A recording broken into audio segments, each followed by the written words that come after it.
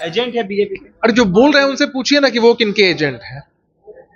और उनको समझना चाहिए कि हमारी party JDU party with a difference है। ये सोचे कि आज बिहार भाजपा के प्रदेश के अध्यक्ष सम्राट चौधरी जी हैं, वो कभी हमारे दल में थे, बीजेपी के साथ लंबे समय तक हमने साथ काम किया। नहीं बनेगा।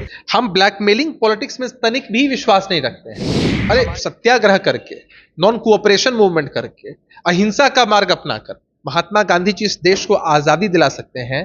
तो इसी मार्ग को प्रशस्त करके नीतीश जी बिहार को बिहार का हक नहीं दिला सकते। नमस्कार, आप देख रहे हैं न्यूज 4 नेशन में आपके साथ तबजीत सिंह। जनता दल यूनाइटेड की राष्ट्रीय कार्यकारिणी की बैठक हुई और वहीं राष्ट्रीय कार्यकारी अध्यक्ष हैं वो संजय झा बनाए गए हैं। तो वहीं अब बिहार की बात करें तो राजद है जो कहते हुए जा रही है कि संजय झा है जो बीजेपी का एजेंट है। इसे बात करने के लिए हमारे साथ है जदयू के प्रवक्ता है अभिषेक झा जी। अभिषेक झा जी, जो राष्ट्रीय कार्यकारिणी में आज बैठक में जो फैसले लिए गए हैं, संजय झा को जो कार्यकारी अध्यक्ष बनाया गया वो बता रहे हैं कि एजेंट है बीजेपी के। और जो बोल रहे हैं उनसे पूछिए ना कि वो किनके एजेंट हैं। और उनको समझना चाहिए कि हमारी party JDU party with a difference है। यहाँ परिवारवाद वंशवाद नहीं चलता है। यहाँ जिनमें काबिलियत होती है, जिनको संगठन उस लायक समझता है, उनको मौका मिलता है। आदरणीय संजय झा जी राष्ट्रीय कार्यकारी अध्यक्ष बने हैं। हम सब लोग उनको शुभकामनाएं प्रेषित करते हैं।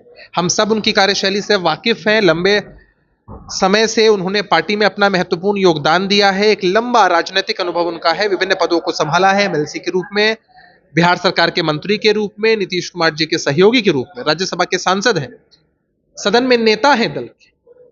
तो भाई क्वालिटीज के हिसाब से हमारी पार्टी में लोगों को प्रमोट किया जाता है। इन बातों से जलन होती है उनको, और जलन होती है तभी इस तरह की बातें कही जाती है। जरा जो कह रहे हैं उनसे पूछिए ना कि उनको मौका मिलेगा परिवार के सामने। नहीं मिलेगा मौका परिवार के सामने। लेकिन सवाल तो ये लाजमी है ना, जिस तरह से संजय झा जी हैं पहले छात्र राजनीति करते हैं बीजेपी से, उसके बाद जदयू में शामिल होते हैं और इतने बड़ी पद।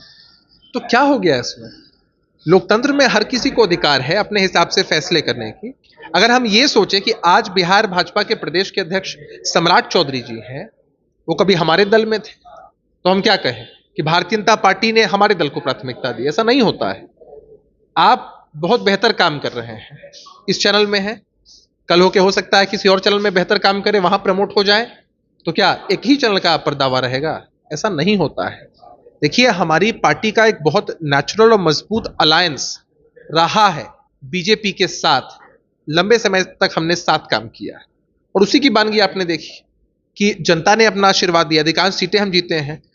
जो ये बातें कह रहे हैं उनको कहिए जरा चिंता करें कि अब और सशक्त नेतृत्व उनके सामने खड़ा रहेगा। बिहार में कहीं टिकेंगे कि नहीं टिकेंगे, कोई ठिकाना नहीं है। लेकिन आप लोगों की राष्ट्रीय कार्यकारिणी की बैठक हुई तो इसमें कई बिंदुओं पर चर्चा हुई। बिहार में विशेष राज्य के दर्जे की मांग हो, चाहे जो जाति आधारित जनगणना हो उसको 9वें सूची में शामिल करने की बात हो, लेकिन विपक्ष कर रही है कि झूठ मूठ का राग ला रहे हैं, जनता को बहला रहे हैं, करने वाले कुछ नहीं है, सिर्फ बोल रहे हैं। देखिए, नीतीश कुमार जी जो कहते हैं वो करके दिखाते हैं, और इसका सबूत आपने देखा है कि जातीय जनगणना की मांग हमारी बड़ी पुरानी रही है। बिहार में सर्वदलीय बैठकें होती है, प्रस्ताव पारित होते हैं, विधानसभा से प्रस्ताव पारित होते हैं, प्रधानमंत्री जी से भी आग्रह किया जाता है, केंद्र की सरकार नहीं कराती है किसी कारणवश। तो नीतीश कुमार जी का इकबाल है कि बिहार में जातीय गणना होती है, आरक्षण के दायरे को बढ़ाया जाता है, बिहार मॉडल की चर्चा हर तरफ हो रही है। तो हमने जो कहा सो करके दिखाया, और बिहार को विशेष राज्य का दर्जा मिले, ये बात तो हमने शुरू से कही है।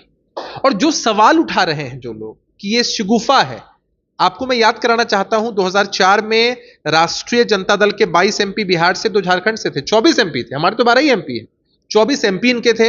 हमारे 2 केंद्रीय मंत्री हैं, इनके 8-8 लोग केंद्रीय मंत्री परिषद में शामिल थे। तब भी ये बिहार को बिहार का हक नहीं दिला पाए, क्योंकि आईआरसीटीसी घोटाला करना इनकी बड़ी प्राथमिकता थी। आज अभिजीत जी, राजद के लोग कहते नजर आ रहे हैं कि नीतीश कुमार जी मजबूत पोजीशन में है केंद्र की सत्ता में, नीतीश जी चाहें तो बिहार को विशेष राज्य का दर्जा दिला सकते हैं। हम साधुवाद देना चाहते हैं अपने राजद के साथियों को, धन्यवाद देना चाहते हैं कि उन्हें भी अपेक्षा नीतीश जी से ही है।